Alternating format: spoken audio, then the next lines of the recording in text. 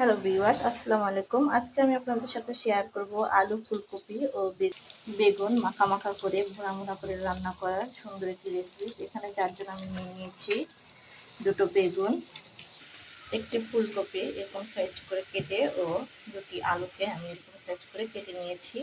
এখন আমি এগুলোকে সবগুলোকে ভেজে নিব। দেখতেই পাচ্ছেন আমার বেগুনগুলো ভাজা হয়ে গেছে। এই পর্যায়ে আমি এগুলোকে উঠিয়ে নিব। এ পর্যায়ে আমি দিয়ে দিব আমার আলুগুলো। এভাবে করে আমি প্রত্যেকটা আলু ভেজে নিব। দেখতে পাচ্ছেন আমি আমার আলুগুলো দিয়ে দিয়েছি। এখন আমি এগুলোকে ভেজে নিব লাল করে। দেখতেই পাচ্ছেন আমার আলুগুলোকে ভেজে নেওয়া হয়েছে। এখন আমি এই পর্যায়ে এগুলোকে উঠিয়ে নিব। এই পর্যায়ে আমি আমার ফুলকপিগুলোকে ভেজে নিব। ফুলকপিগুলোকে দিয়ে দিয়েছি। এখন আমি এগুলোকে ভেজে নিব।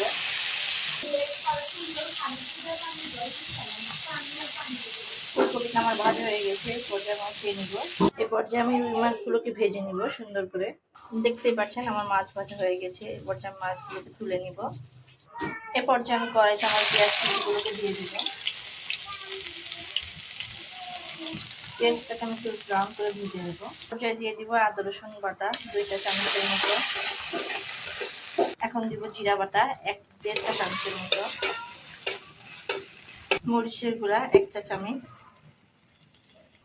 হলুদ 1 চা চামচ, লবণ স্বাদ মতো। এখন আমি এটাকে ভালো করে কষিয়ে নিব। এই পর্যায়ে আমি একটু পানি দিয়ে কষিয়ে নিব এটাকে ভালো করে। আপনাদের সাথে আবার দেখা যাচ্ছে এটা কষানো হওয়ার পরে এই পর্যায়ে আমি ফুলকপি ও আলুগুলোকে কষিয়ে নিব। ঝোলটা কষানো হয়ে গেছে, দেখতেই পাচ্ছেন।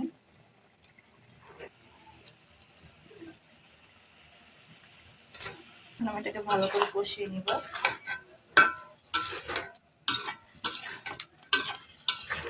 দেখতেই পাচ্ছেন কালারটা কত সুন্দর। দেখতেই পাচ্ছেন আমার কষানো হয়ে গিয়েছে। এ পর্যায়ে আমি ঝোল দিয়ে দিব। দেখতেই পাচ্ছেন আমি ঝোল দিয়ে দিয়েছি। এ পর্যায়ে বড় কষার পরে আমি এটার মধ্যে বেগুন অ্যাড করব।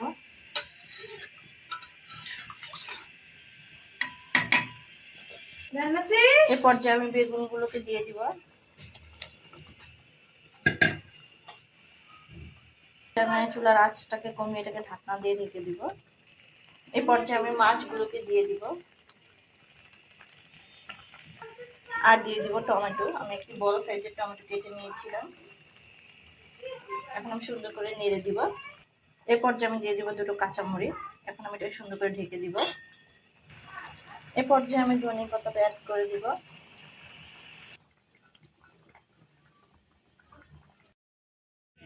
দেখতেই পাচ্ছেন কতটা সুন্দর হয়েছে।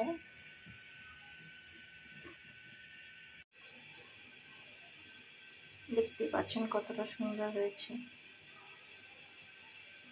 এর সাথে আমি দুপুরে খাওয়ার জন্য আজকে ভাজি করেছিলাম কলই শাক। তো আপনারা যদি দেখতে চান কিভাবে কলই শাক ভাজি করলে আপনারা একদম সবুজ সবুজ কালার করে কলই শাকটাকে ভাজি করতে পারেন, তো আমাকে অবশ্যই কমেন্টে জানাবেন। তো আমি অবশ্যই আপনাদের জন্য নেক্সট একটি ভিডিও বানাবো কিভাবে কলই শাক ভাজি করলে আপনারা খুব সুন্দরভাবে সবুজ সবুজ করে ভাজি করতে পারবেন, যা খেতে খুবই মজাদার হবে।